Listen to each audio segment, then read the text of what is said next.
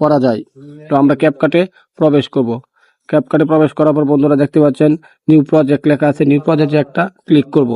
New প্রজেক্টে click করার পর বন্ধুরা এখানে দেখতে পাচ্ছেন ফটো আর এখানে লেখা আছে ভিডিওস। তো আমরা যেহেতু ব্যাকগ্রাউন্ডটা একটা ফটো, তো আমরা ফটোতে একটা ক্লিক করব। ক্লিক করে দেওয়ার পর বন্ধুরা এই যে দেখতে পাচ্ছেন আমি একটু আগে যে ব্যাকগ্রাউন্ডটা নামাচ্ছিলাম, এই সেই ব্যাকগ্রাউন্ডটা এখানে চলে আসছে, ডাউনলোড হয়ে গেছে। তো আমি ব্যাকগ্রাউন্ডটা সিলেক্ট করবো। সিলেক্ট করে দেওয়ার পর বন্ধুরা নিচে দেখতে পাচ্ছেন অ্যাড বাটন। আমি যদি আপনাদেরকে মার্ক করে দেখায় দেই,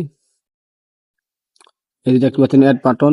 তো এই অ্যাড বাটনে আমরা একটা ক্লিক করব। অ্যাড বাটনে ক্লিক করে দেওয়ার পর বন্ধুরা আমার ক্যাপকাট অ্যাপসে দেখতে পাচ্ছেন আপনারা এই ব্যাকগ্রাউন্ডটি চলে এসেছে।